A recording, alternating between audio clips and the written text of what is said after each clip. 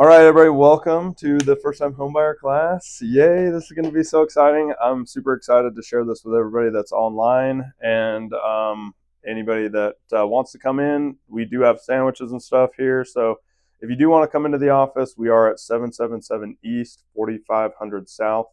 I'm going to have my mom log in on the chat channel, so she'll be able to monitor the chat. If you guys have questions, please write those into the chat. So you can just find that on the Facebook page, on my Facebook page. I just posted it, the link to it, and you can just log into the Google, or it's on the chat channel. Okay, so like I said, welcome. My name is TJ McClellan. This is going to be our 4-part mini series, and this is going to be the first part of it, all about first-time homebuyers. And we are going to be covering first-time homebuyers here, and then we're going to be doing on part 2 is going to be the home seller class. And then on part 3 is going to be the rental property class. And part 4 is going to be all about mortgages. So, all right, let's talk about me a little bit so you know that I'm teaching this from experience. But my name is TJ McClellan. Like I said, I'm the broker of Fitness Realty, have been since 2018. It is awesome. So I'm excited to be here with you guys. We've done a little over $120 million in closed transactions, so we've really done a pretty successful job in real estate. And I also have been a first-time homebuyer, so I know a lot of things about that experience. And then I've also helped tons of first-time homebuyers that are in your same boat. And I know it might look scary, and there's going to be some gray area that we're going to talk about, and hopefully we can shed some light on what it feels like to buy your first home. And we've got jokes throughout this entire presentation, so just check them out as we go. So this agenda, we're going to cover why buy a home. We're going to talk about understanding your budget. We're also going to talk about mortgage basics. We're going to talk about choosing the right location. As a wise guru, my mom would always say, location, location, location. So everybody knows that that is one of the most crucial pieces of real estate.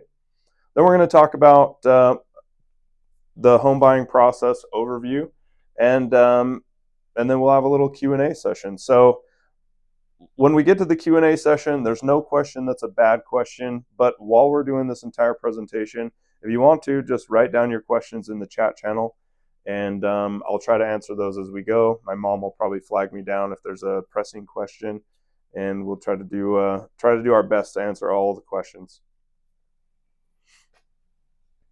Okay, so first up, why buy a home?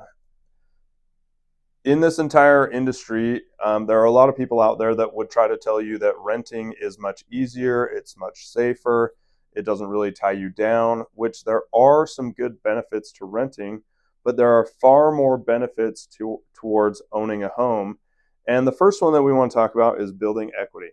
And as you guys know, the government is doing a really good job of spending all of our money and inflating the money supply.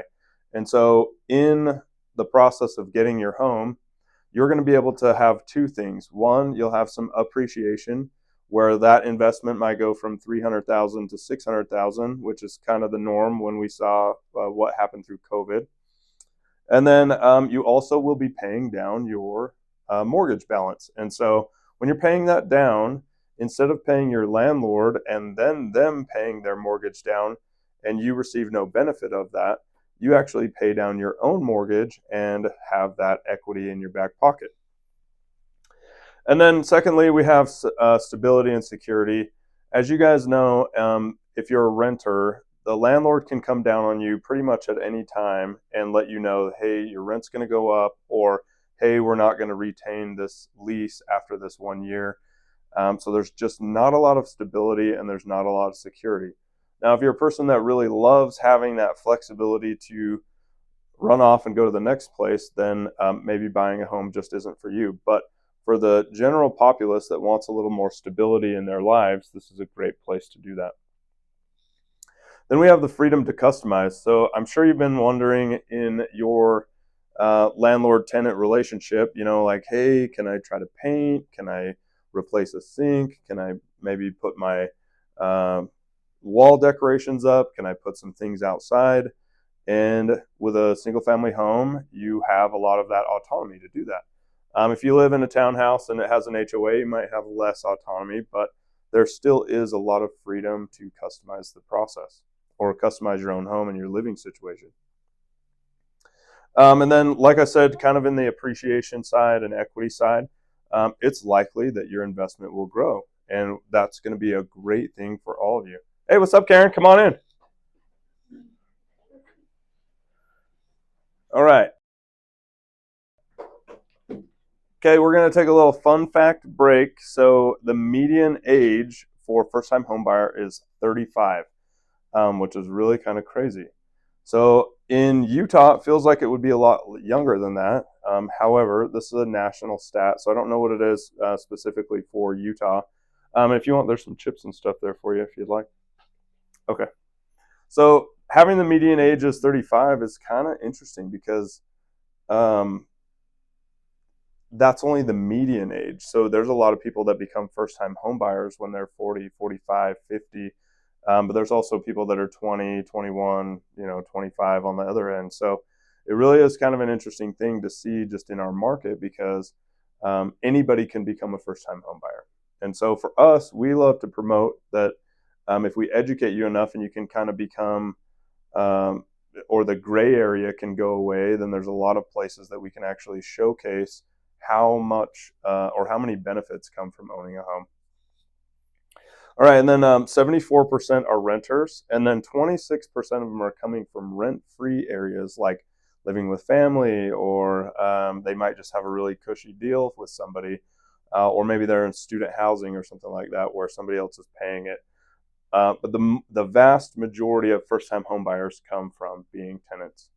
And so a lot of it, like in our industry and as realtors and for our team, I would really promote if we're going to go after first-time home buyers and try to really help them understand the leverage that comes from owning a home, we really need to go to the places where we can talk to renters because that's where they come from.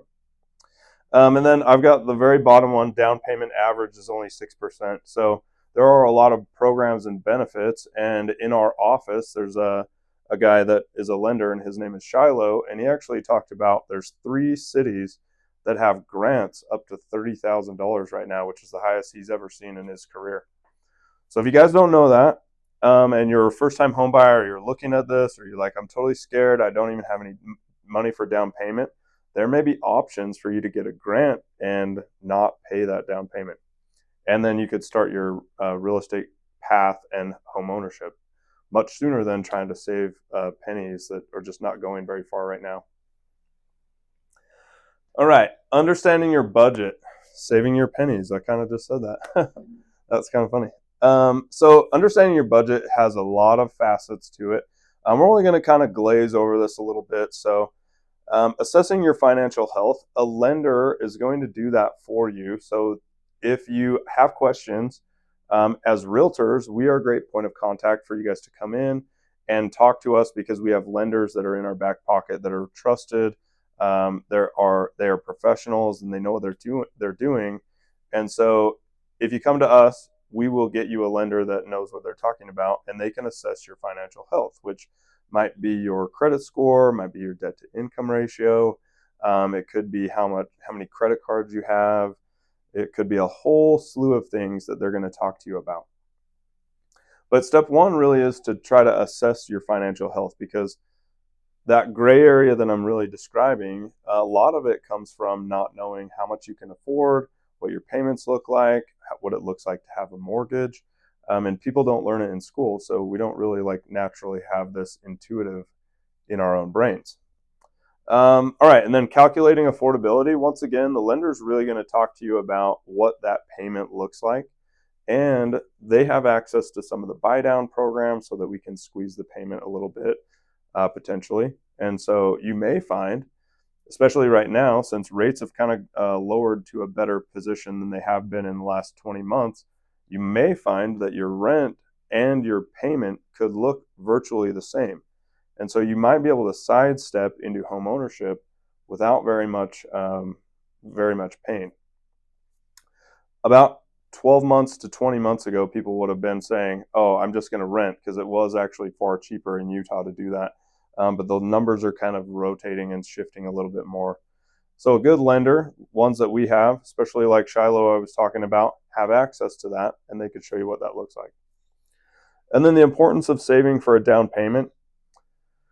In the old way of describing down payments, there was a lot of people talking about that you needed 20 to 25% down for a home, and that creates a lot of skin in the game, and that's what a bank was looking for. However, when prices really shot up, that isn't very attainable for most Americans right now. And so, kind of when we were talking about the fun fact, 6% being the normal size down payment, which means a lot of people are doing a lot less than 6% to make that the average. So, like I said, if you wanted to get on the homeownership warpath, there are a lot of programs that can get you there before trying to save up a 20 to 25% down payment. Especially right now, with the speed at inflation or the speed at which inflation is running away, saving your money in a bank account or even in like a high yield savings account is usually losing money compared to inflation. So if you're saving money and you hit 50,000, that 50,000 just isn't going to purchase what you thought it was in 5 or 6 years. So in my opinion, I would just get on the home ownership path and use the bank's money much sooner than trying to wait and save for a down payment. Okay, let's talk about some more mortgage basics. As you guys know, in the 4-part miniseries, I kind of described this.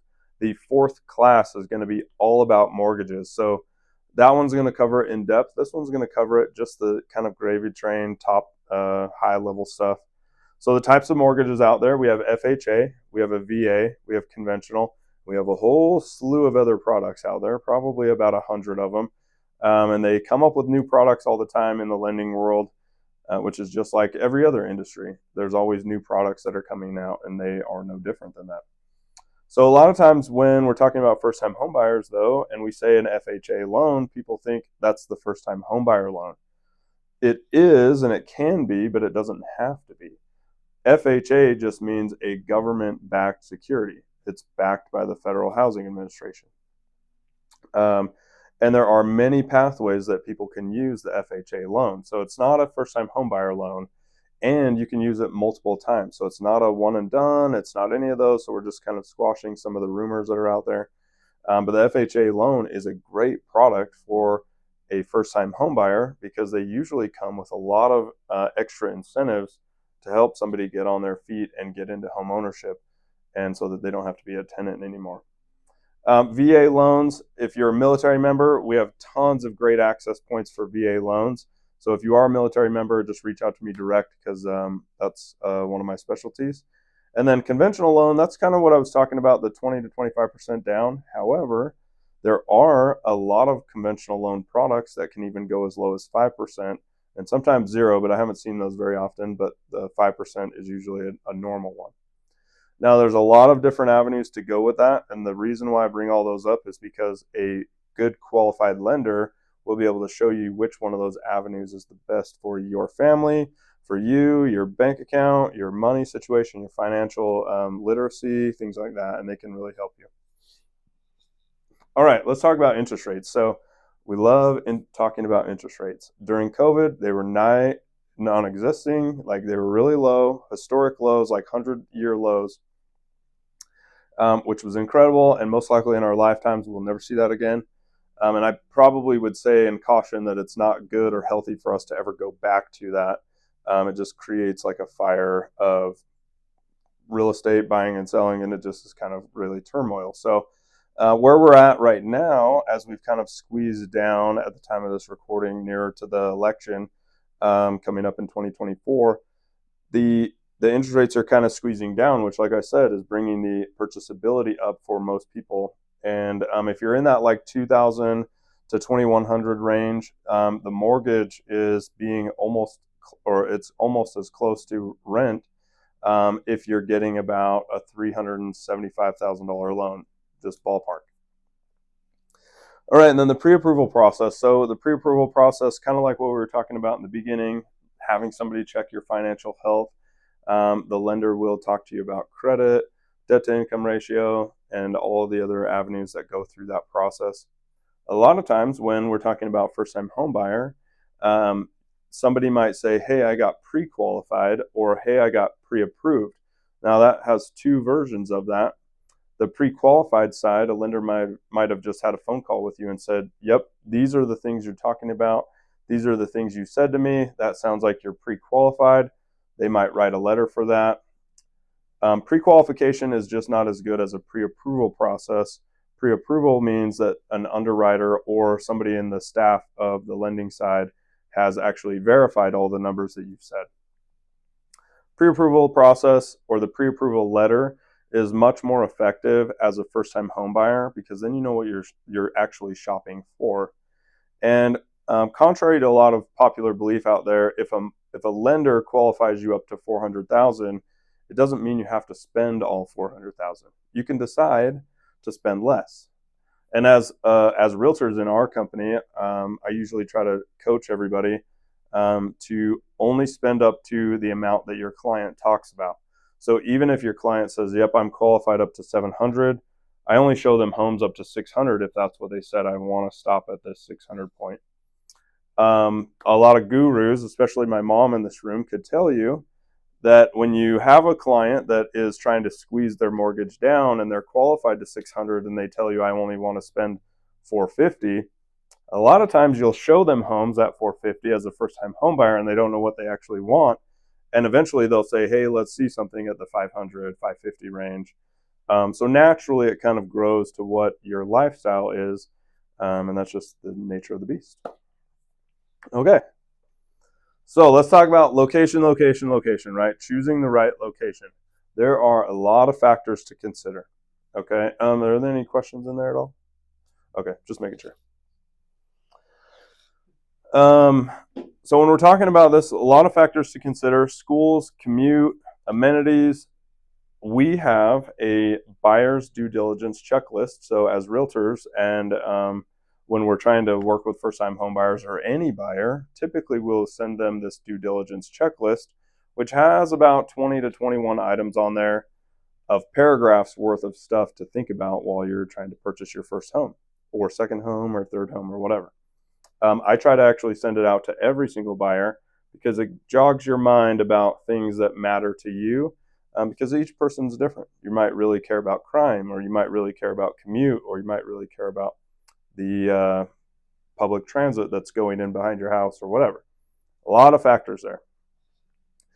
Researching neighborhoods. This one's really key because my mom knows a lot of the neighborhoods that are all over the place, and she can tell you like specific names of places. I'm not that good at that. I only know my own neighborhood, North Shore. That's it. And so when you're researching neighborhoods, if you get a really highly skilled realtor, they'll be able to tell you all about the neighborhoods. A lot of things that as realtors we can't say about a neighborhood. So we can't really tell you like the income demographics or the demographics of the neighborhood, like race, sex orientation, or anything like that.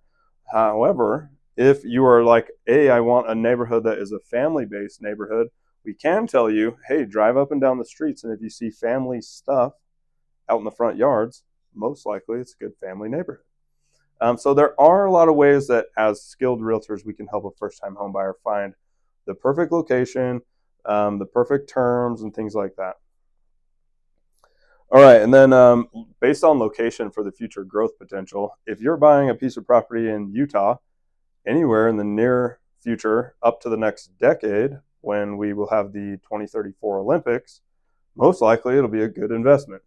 I have not talked to any one person that said Utah would be a bad investment from now till the Olympics. So if you're going to buy a home in Utah, you'll probably do pretty well. So there aren't many locations that I could look at, even in Utah, where each location has its own microcosm of market conditions, and where I would say this place is going to be terrible.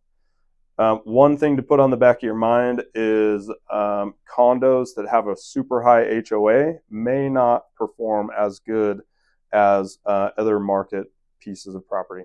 And a lot of that just is because the HOA is so high that the price can't go up at market level conditions. So, all right.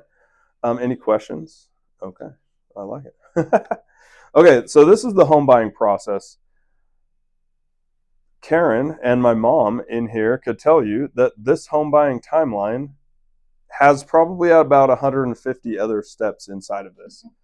There isn't really a way for me to put on screen how the home buying process goes from start to finish because every single transaction is completely different. However, we're going to hit some high level items here. So we're going to talk about, we've talked about the pre approval process, but let's talk about the house hunting really fast. So, as a first time home buyer, you've probably watched HGTV and you're probably like, oh, I've watched House Hunters, and you've seen them show 3 homes and then they pick a home. And I've heard from buyers, I only want to see these 3 homes, and then they say that they have to pick one. You can see more homes than 3 homes. Okay, that's just the TV. So don't think that you have to tell your agent only these 3 homes and then they force you to pick one. It's not like that. So if you want to see 10 homes, you want to see 15 homes. On our team specifically, I try to show a lot of homes, especially to a first time home buyer. And that is because you don't know what you actually want. Most of the times you'll come and you'll say, I've seen HGTV. They say, I need 3 bedrooms, I need 2 bathrooms, it needs to be this square footage. I'm like, great, I set up your criteria for that search criteria, and we go out and see those, and you're like, I hate these homes. And then I'm like, I know, that's why I showed them to you, because I probably knew you weren't going to love this, right? And when I'm showing homes and I show buyers, I try to tell them to point out the things they hate to me, because as humans and human nature, we're just better at identifying everything we dislike.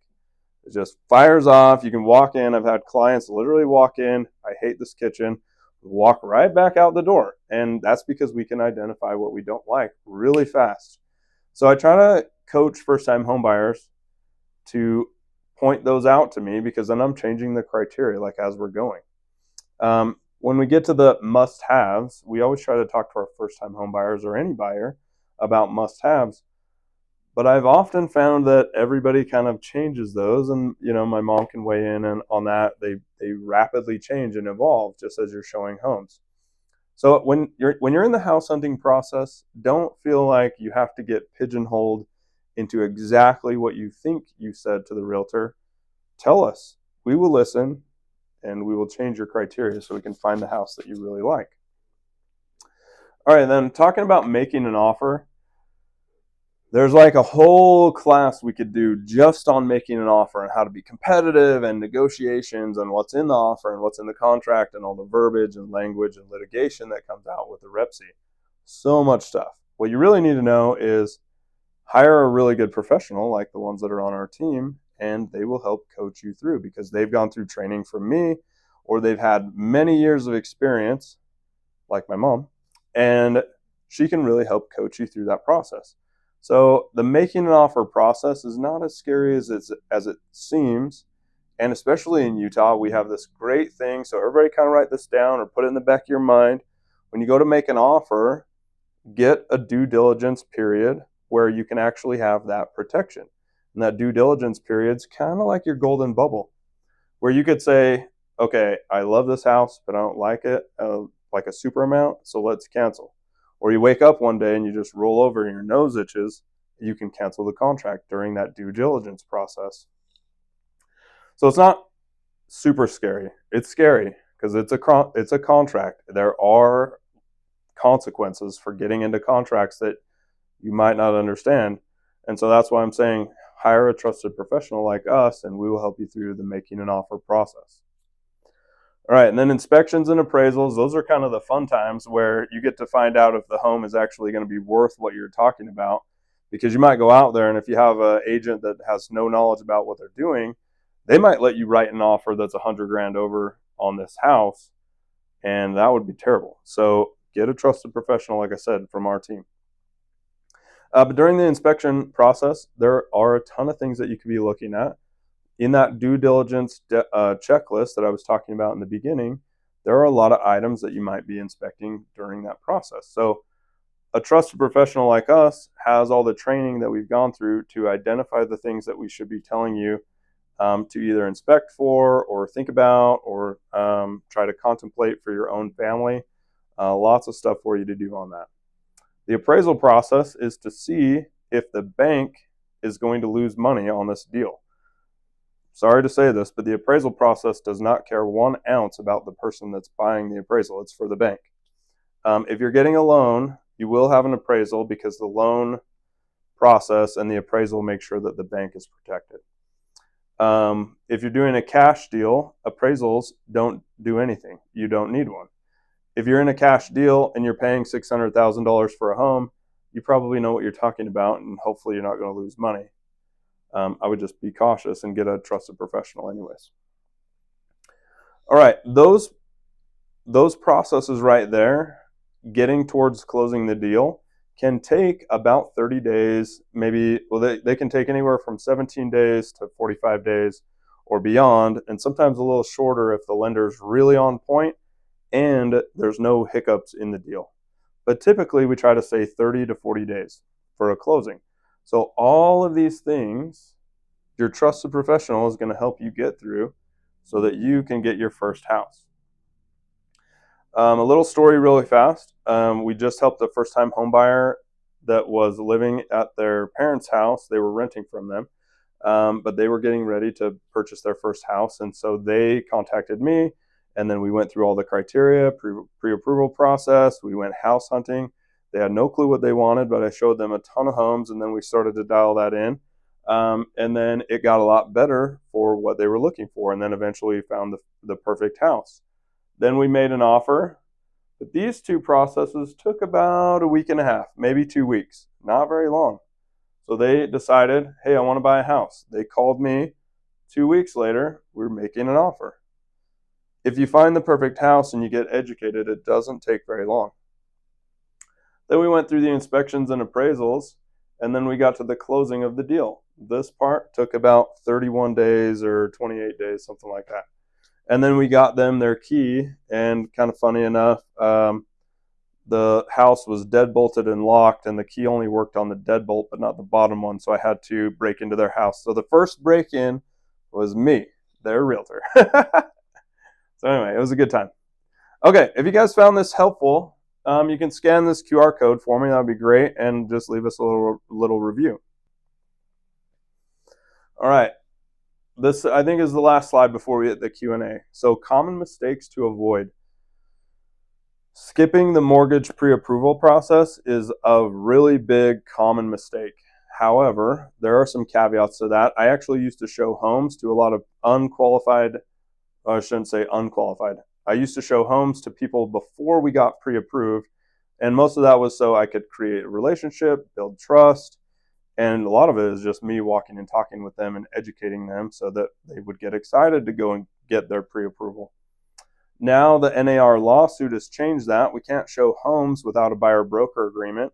And so now we get to kind of have the talk and discussion about what a buyer-broker agreement does and what we as realtors do for our clients long before we actually show them any homes or any deals out there, which is kind of nice. It gives some education time to the buyer. They get to see you. They get to talk to you. They get to evaluate you before they sign and go on this rodeo with us. But the skipping the mortgage pre-approval process is really, really bad. And one of the main mistakes is that you just don't know what you're shopping for. Because if you think, well, I make $150,000 a year, awesome, that's great. But if you're spending $140,000 of that, you probably don't make very much money on that. And so you're not keeping very much. And so let's say you might be able to afford $500,000 without any debt, but you have a lot of debt. So now you can only afford $150,000 or $250,000.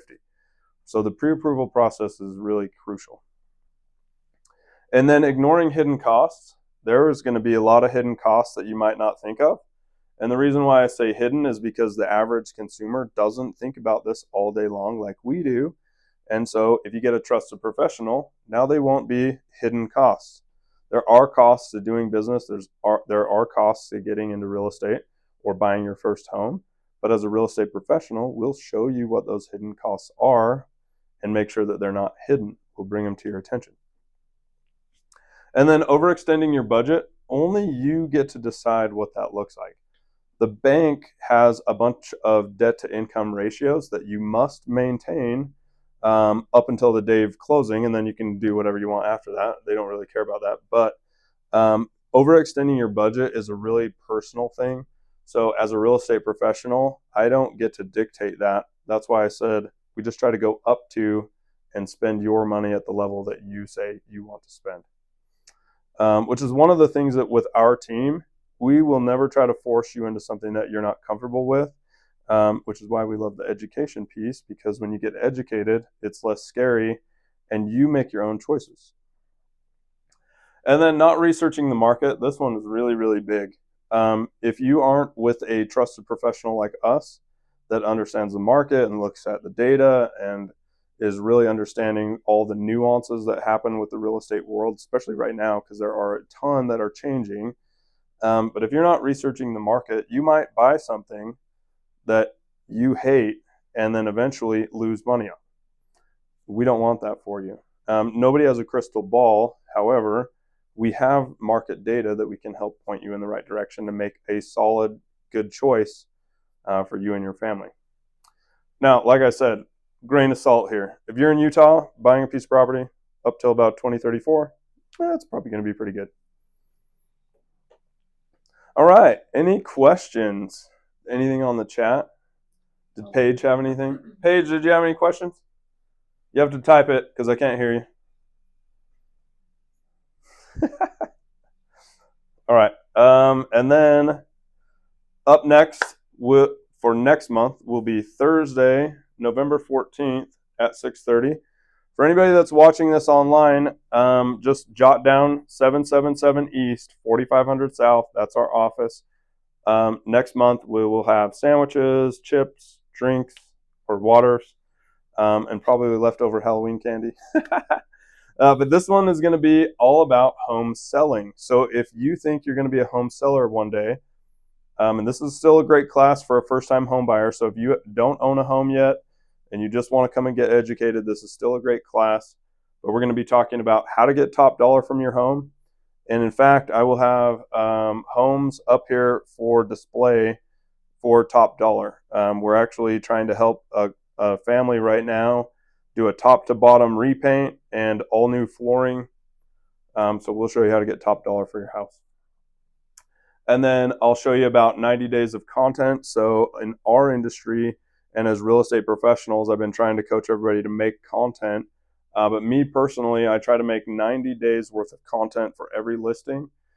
This is a great way to get more eyeballs on your home. So come to the class, learn about that.